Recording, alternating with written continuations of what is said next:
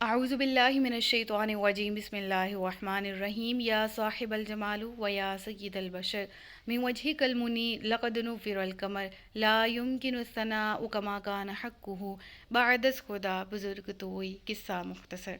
جزا اللہ عنا سیدنا و مولانا محمد صلی اللہ علیہ وآلہ وسلم ما هو اہلہ یا رب لك الحمد كما ينبغي لجلال وجهك وعظیم سلطانك رب اشرح لي صدری ويسر لي امری واحلل عقدة من لسانی یفقہوا قولی رب زدنی علما رب زدنی علما رب زدنی علما۔ السلام علیکم ورحمۃ اللہ وبرکاتہ۔ میں حافظہ افرا جاوید اسلام آپ سب سے مخاطب ہوں۔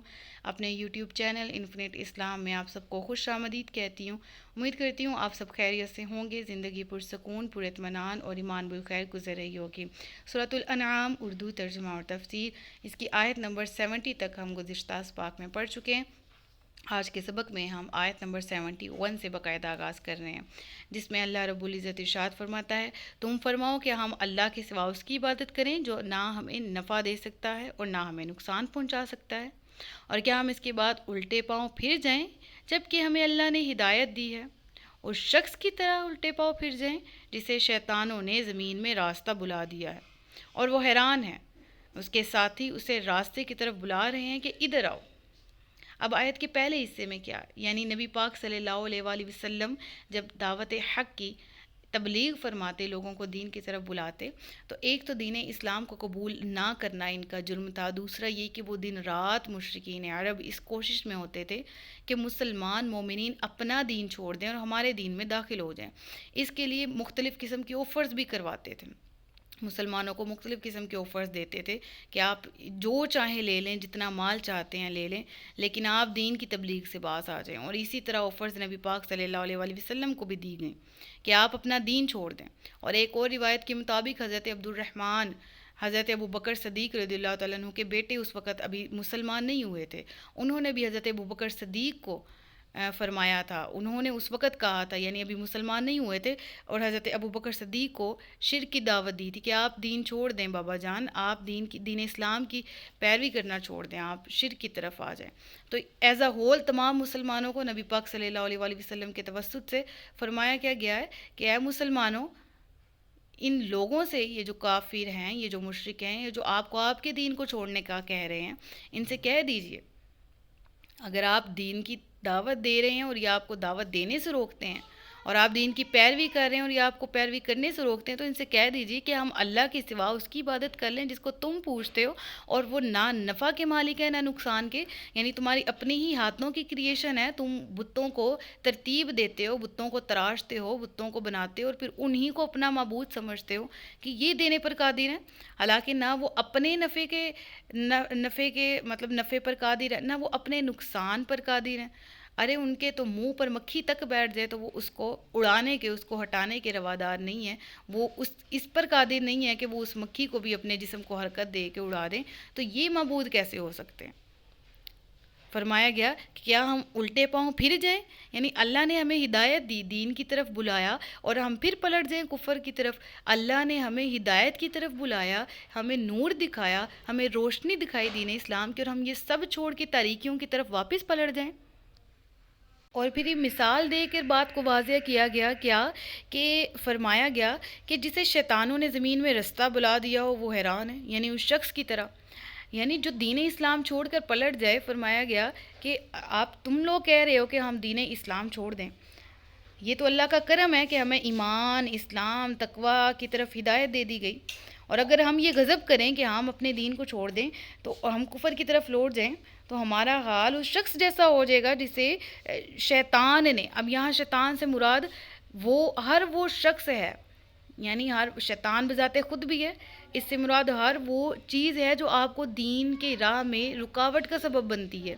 یعنی ہر وہ چیز ہے جس کی آپ بات مانتے ہوئے، جس کی آپ فکر کرتے ہوئے دین سے، اسلام سے، قرآن سے دور ہو جاتے ہیں۔ یعنی ہر وہ انس بھی مراد، ہر وہ انسان بھی مراد ہے اس سے جو کہ شیطان کا پیروکار ہے اور آپ کو بھی اسی کی پیروکاری کی طرف لے جاتا ہے، یعنی کہ شیاطین اور انس نے اسے زمین کی راہ ہی بلا دی ہو۔ اب وہ حیران و پریشان ہے کہ کدھر جائے، اسے کچھ سوچ نہیں رہا، دین چھوڑ دیا ہے، اگلا دین قابل قبول نہیں ہے، پریشان ہے، کریں کیا، کرے تو کرے کیا۔ ہم تو ایسا غضب نہیں کریں گے کہ اپنا دین جو ہمیں بلیسنگ ملی ہے اس کو ہم چھوڑ دیں۔ یعنی ایمان والے اول تو اپنے ایمان کا سودا کریں گے ہی نہیں، اور پھر مثال کے ساتھ یہ بات سمجھائی کہ بالفرض اگر ایسا ہو تو اس کی مثال تو اس شخص کی طرح ہے جس کو کوئی راہ دکھائی ہی نہیں دیتی، سجائی ہی نہیں دیتی کہ وہ کرے تو کیا کرے، اور پھر اسے اللہ کے بندے ہدایت اور رہبری کی طرف بلا رہے ہیں کہ ادھر آؤ، لیکن وہ حیران اور پریشان ہے اور ان کی پکار پر دھیان نہیں دے پا رہا۔ اور پھر آیت کے اگلے حصے میں فرمایا جاتا ہے تم فرماؤ اللہ کی ہدایت ہی ہدایت ہے، اور ہمیں حکم یہ ہے کہ اس کے لیے گردن رکھ دیں جو سارے جہانوں کا پالنے والا ہے۔ گردن رکھ دینے سے مراد یہ ہے فرما برداری، ایکسیپشنز، ایکسیپٹ کرنا کسی چیز کو، فرما برداری کرنا، گردن جھکانے سے مراد تابع فرمانی میں آ جانا۔ ٹھیک ہے، تو کیا فرمایا گیا کہ یہ لوگ جو تمہیں دین اسلام کے علاوہ باطل ادیان کی طرف بلاتے ہیں، ان کو بھی، ان بہکانے والوں کو بھی کہہ دو کہ سچی ہدایت تو اللہ ہی کی ہدایت ہے، اور وہ ہدایت دین اسلام کی صورت میں ہمیں عطا کر دی گئی، اور یہ ہدایت جسے ملے وہ خوش نصیب ہے، اور ہم اپنے نصیب پر خوش ہیں۔ ہم الحمدللہ رب العالمین پڑھتے ہیں کہ اللہ نے اپنے محبوب کے ذریعے میرا ہدایت عطا فرمائی۔ لہٰذا ان آیات سے کیا معلوم ہوتا ہے کہ جو شیاطین ہیں اور جو کفار ہیں، یا وہ لوگ، وہ انسان جو کہ شیاطین کے پیروکار ہیں، کسی بھی مذہب سے ان کا تعلق ہو، وہ ان مسلمان کو خاص طور پر بہکانے پھسلانے کی کوششوں میں لگے ہوئے ہیں۔ تو انسان کو چاہیے کہ اس مکر و فریب سے ہر وقت بچتا رہے، اپنی زبان کو ذکر اللہ سے تر رکھے کہ ذکر کی بدولت، نبی پاک صلی اللہ علیہ وآلہ وسلم پر درود پاک پڑھنے کی بدولت انسان بہت سے گناہوں سے اور بہکنے اور بھٹکنے سے محفوظ رہتا ہے۔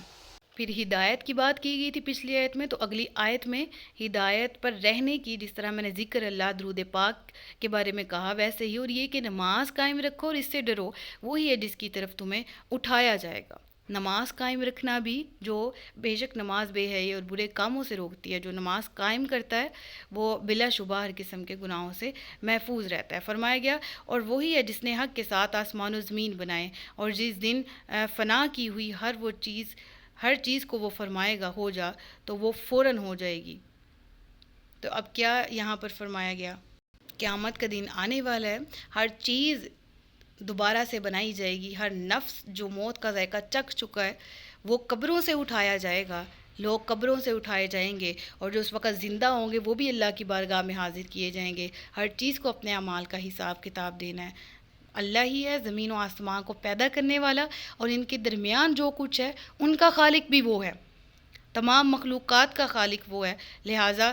اب یہاں پر کیا آیت کے آخری میں دیکھیں، قولہ الحق، اس کی بات حق سچی ہے، یعنی اس کی بات سچی ہے۔ جس دن سور پھونکا جائے گا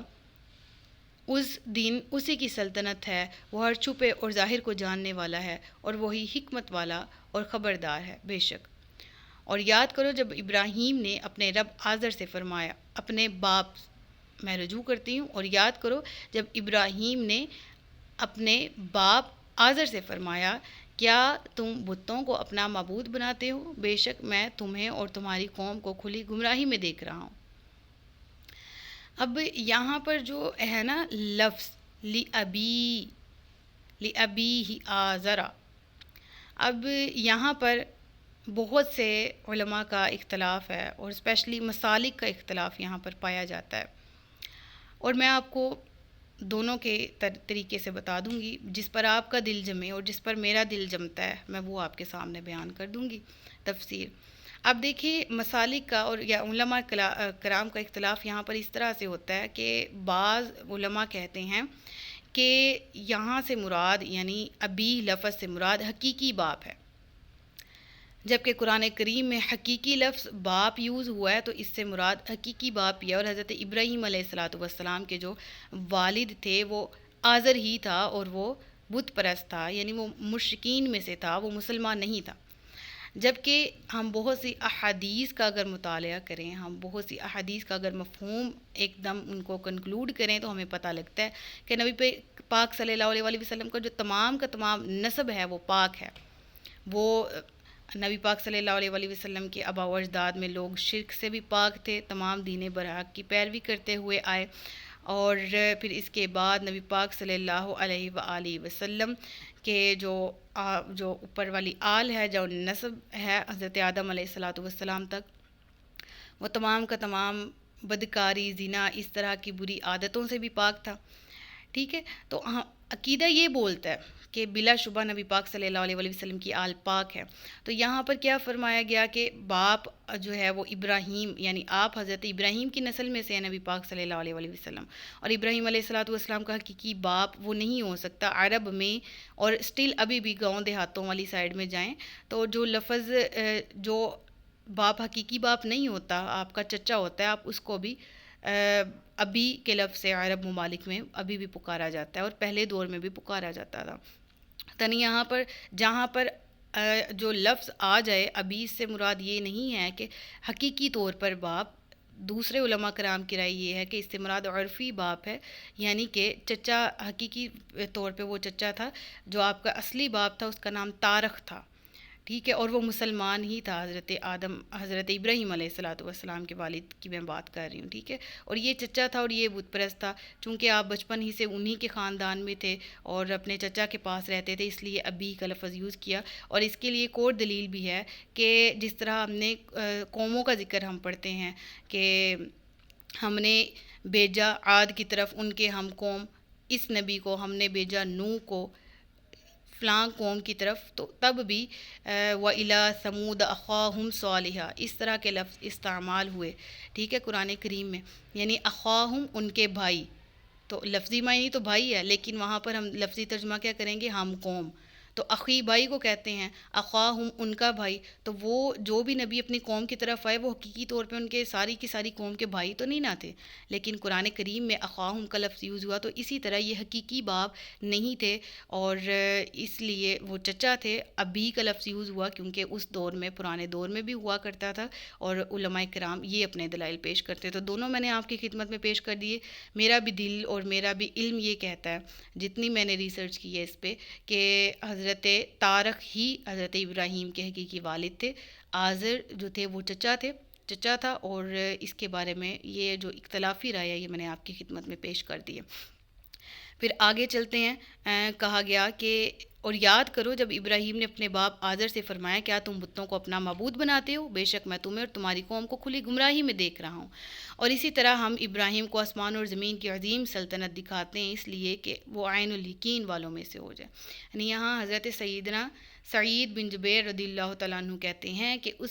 سے مراد آسمان اور زمین کی نشانیاں مراد ہیں. یہاں پر ہے نا کہ ہم ابراہیم کو آسمان و زمین کی بادشاہی دکھا دی، سلطنت دکھا دی، یعنی نشانیاں مراد ہیں. اور اس سے وہ اس طرح کہ حضرت ابراہیم علیہ الصلاۃ والسلام کو بیت المقدس کے صخرہ پر کھڑا کیا گیا تھا، اور آپ کے لیے تمام آسمانوں کا مشاہدہ کھول دیا گیا، یہاں تک کہ آپ نے عرش اور کرسی کو آسمانوں کے تمام عجائب اور جنت میں اپنے مقام کا جو ہے وہ معائنہ فرمایا. پھر آپ کے لیے زمین کا مشاہدہ کھول دیا گیا، یہاں تک کہ آپ نے سب سے نیچے زمین تک کی نظر، یعنی زمین کو سب سے نیچے تک دیکھا اور زمینوں کے تمام عجائبات دیکھے. اب اس میں علماء کا یہاں پر اختلاف یہ ہے کہ وہ جو یہ نظارے رب العالمین نے آپ کو کروائے، یہ سر کی آنکھوں سے کروائے، یعنی آپ نے حقیقی آنکھوں سے یہ سب کچھ دیکھا، یا روحانی طور پر آپ کو یہ زیارتیں کروائی گئیں اور یہ سارے علوم سے نوازا گیا. بہرحال حضرت ابراہیم کی یہ شان یہاں پر بیان کی گئی ہے. فرمایا گیا پھر جب ان پر رات کا اندھیرا چھایا تو ایک تارا دیکھا، فرمایا کیا اسے میرا رب ٹھہراتے ہو؟ پھر جب وہ ڈوب گیا تو فرمایا میں ڈوبنے والوں کو پسند نہیں کرتا. پھر جب چاند چمکتا دیکھا تو فرمایا کہ اسے میرا رب کہتے ہو؟ پھر جب وہ ڈوب گیا تو فرمایا اگر مجھے میرے رب نے ہدایت نہ دی ہوتی تو میں بھی گمراہ لوگوں میں سے ہوتا. پھر جب سورج کو چمکتا دیکھا تو فرمایا کیا اسے میرا رب کہتے ہو؟ تو یہ تو ان سب سے بڑا ہے. پھر جب وہ ڈوب گیا تو فرمایا اے میری قوم، میں ان چیزوں سے بیزار ہوں جنہیں تم اللہ کا شریک ٹھہراتے ہو. یعنی حضرت ابراہیم علیہ الصلاۃ والسلام نے اس قوم کے جو جتنے بھی جھوٹے معبود تھے نا، وہ قوم بت پرست تھی، ستارہ پرستش کرتی تھی، یعنی جو فلکی نظام ہے اس میں ستارے آ جاتے ہیں، اس میں چاند آ جاتا ہے، سورج آ جاتا ہے، اس کی عبادت کرتے تھے۔ تو یہاں پر لاجیکلی کتنا خوبصورت جواب دیا گیا نا، کتنی بڑی دلیل کے ساتھ حضرت ابراہیم علیہ الصلوۃ والسلام نے۔ یاد رہے کہ ہم نے حضرت ابراہیم اور حضرت اسماعیل علیہ الصلوۃ والسلام کا جہاں ذکر پڑا سورۃ البقرہ میں، اس کے ساتھ ہی ساتھ ہم نے کچھ اور بھی ذکر کیے اور بھی چیزوں کا، جس سے ہمیں حضرت ابراہیم کی فصاحت و بلاغت اور علم کا ادراک کا جو شعور، جو لیول اللہ تعالیٰ نے آپ کو ایکسٹرا آرڈنری دیا ہوا تھا اس کا پتہ لگتا ہے، جس میں وہ نمرود کے ساتھ آپ نے ایک دفعہ جو ہے وہ مناظرہ بھی کیا تھا، جس میں آپ نے اس کو منہ توڑ جواب دیے تھے، جس سے وہ خاموش ہو گیا تھا۔ تو یہاں بھی دلیل دیکھیں کیسی نکالی، اچھا یہ ستارے ہیں تمہارا معبود، یہ تو ڈوب گئے ہیں، یعنی یہ تو غائب ہو گئے ہیں، تو میں ایسے معبود کو نہیں مانتا۔ پھر قوم نے کہا کہ چاند کو، اچھا چاند ہے معبود، چاند کی عبادت کرتے ہو، چاند بھی دن کے وقت غائب ہو گیا، ڈوب گیا۔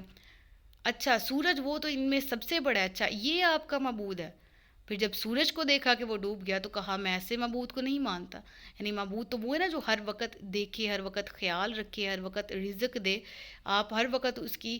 نظر کے حصار میں ہوں، وہ ہر وقت آپ کو دیکھ رہا ہے، اور وہ بے شک بلا شبہ ایک اللہ کی ذات ہے۔ تو حضرت ابراہیم فرماتے ہیں کہ میں اس کو کیسے معبود مان لوں، جو یہ سورج ہے تو یہ رات کے وقت ڈوب جاتا ہے، تارے ہیں تو یہ دن کے وقت ڈوب جاتے ہیں، تو یہ معبود کیسے ہو سکتے ہیں؟ اور الحمدللہ، اللہ کا شکر ہے کہ میں مسلمان ہوں، اللہ کی طرف سے مجھے ہدایت ملی ہوئی ہے، ورنہ میں تو تمہارے شرک سے بیزار ہوں۔ یعنی حضرت ابراہیم علیہ الصلوۃ والسلام کس قدر اپنی بیزاری کا اظہار فرما رہے ہیں ان آیات میں، کہ میں بیزار ہوں ان تمام سے جو عقائد تم نے من گھڑت اپنے لیے گڑھ لی ہیں، میں ہر باطل سے جدا ہوں، یعنی میرا دین جو ہے وہ ہر باطل سے جدا ہے۔ یہاں پر اگلا جو ہے نا، انی وجہت وجہی للذی فطر السماوات والارض حنیفا وما انا من المشرکین، یہ نماز سے پہلے بھی اگر ہم نماز کی نیت کرتے ہیں تو یہ آیت وظیفے کے طور پر بھی لی جاتی ہے، کہ یہ اس کا ترجمہ، اس کا معنی اتنا، اس کا مفہوم اتنا خوبصورت ہے کہ جب بھی ہم کوئی نماز پڑھ رہے ہیں اس سے پہلے یہ آیت پڑھ لیں تو کتنا خوبصورت لگے۔ ترجمہ پڑھتے ہیں کہ میں ہر باطل سے جدا ہو کر اپنا منہ اس کی طرف کیا جس نے آسمان اور زمین بنائے، اور میں مشرکوں میں سے نہیں ہوں۔ کتنی پیاری آیت ہے نا۔ تو یہ جو میں نے ابھی مختصراً عرض کیا ہے نا حضرت ابراہیم علیہ الصلوۃ والسلام کی قوم کے حالات اور حضرت ابراہیم علیہ الصلوۃ والسلام کے جواب، انشاءاللہ اس کی ڈیٹیل آگے بھی بہت آئے گی، اور میں اس کو شروع سے اینڈ تک ایکسپلین کروں گی۔ ابھی یہ درمیان سے بات چلی تھی تو میں نے اس کو اتنا ایکسپلین کر دیا جتنا تفسیر میں موجود تھا، تاکہ آپ کو بہرحال آیات کا سمجھ آ جائے کہ اس آیت میں کیا بات ہو رہی ہے۔ پھر انشاءاللہ میں قصص الانبیاء والے جو سیشن ہیں اس میں اس قوم کے حالات کا بھی ذکر کروں گی، اور حضرت ابراہیم علیہ الصلوۃ والسلام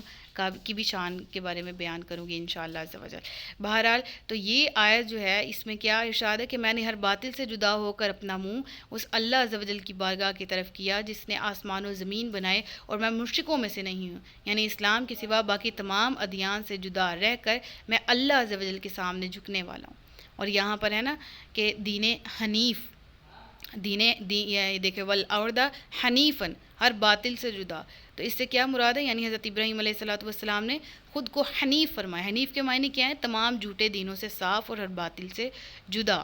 پھر فرمایا گیا اگلی آیت میں، اور ان کی قوم ان سے جھگڑنے لگی۔ ابراہیم نے فرمایا کیا تم اللہ کے بارے میں مجھ سے جھگڑتے ہو، حالانکہ وہ تو مجھے ہدایت عطا فرما چکا ہے، اور مجھے ان کا کوئی ڈر نہیں جنہیں تم شریک بناتے ہو۔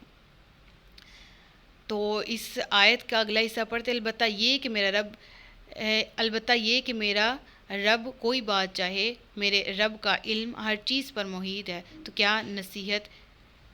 نہیں مانتے؟ اگلی آیت کا ترجمہ ساتھ ہی پڑھتے ہیں، پھر اس کے بعد ہم اس کی تفسیر کی طرف چلتے ہیں۔ اور میں تمہارے شریکوں سے کیوں ڈروں، اور تم اس بات سے نہیں ڈرتے کہ تم نے اللہ کا شریک اس کو ٹھہرایا جس کی کوئی دلیل اللہ نے تم پر نہیں اتاری؟ تو دونوں گروہوں میں امان کا زیادہ حقدار کون ہے اگر تم جانتے ہو؟ یعنی حضرت ابراہیم علیہ الصلوۃ والسلام نے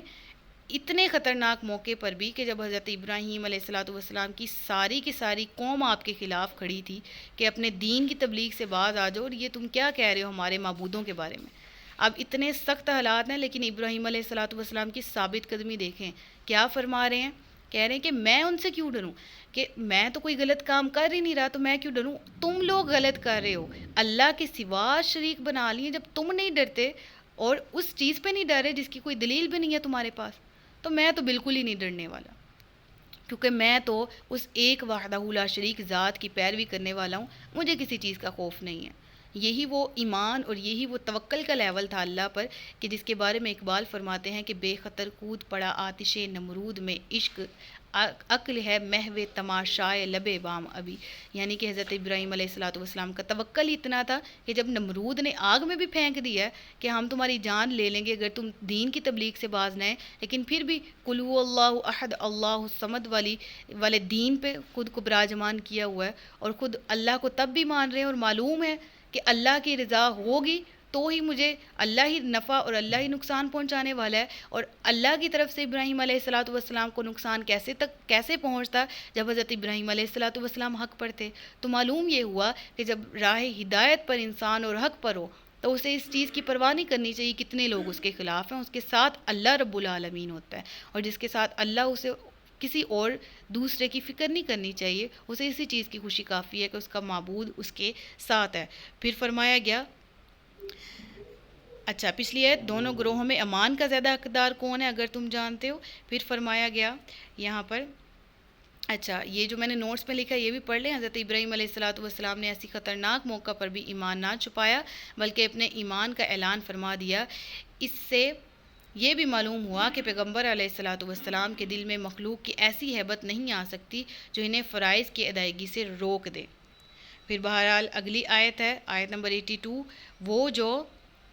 ایمان لائے اور اپنے ایمان میں شرک کو نہ ملایا تو انہی کے لیے امان ہے، یہی ہدایت یافتہ ہے۔ یعنی پچھلی آیت میں دو گروہوں کا ذکر پڑا نا، ایک وہ جو کہ ایمان والے نہیں ہیں اور ایک وہ جو ایمان والے ہیں، تو دونوں میں سے امن کا، امان کا، اللہ کی رضا پانے کا زیادہ حقدار کون ہے؟ اس آیت میں اس کا ذکر کیا گیا کہ جو لوگ ایمان والے ہیں اور اپنے ایمان میں کسی کو شرک کو نہیں ملاتے، یہی لوگ اللہ کی رضا کے زیادہ طلبگار بھی ہیں اور حقدار بھی ہیں، اور اللہ کی رضا کا ساتھ انہی کو ہے۔ دونوں گروہوں سے کیا مراد ہے؟ ایک کافر اور ایک مسلمان۔ مسلمان ہی اللہ کی رضا کے حقدار ہیں اور یہی ہدایت یافتہ لوگ ہیں۔ صدق اللہ العلی العظیم وصدق رسولہ النبی الکریم ونحن علی ذلک من الشاہدین والشاکرین وما علینا الا البلاغ المبین۔ سچ فرمایا اللہ نے جو عظمت والا ہے۔ اللہ سے دعا ہے کہ میرے پڑھانے میں کوئی غلطی یا کوتاہی ہو گئی ہے تو رب العالمین معاف فرمائے، ہم سب کو علم نافع اور عمل خیر کی توفیق عطا فرمائے۔ اپنا بہت سا خیال رکھیے گا، مجھے دعا میں یاد رکھیے گا۔ تاجدار ختم نبوت زندہ باد،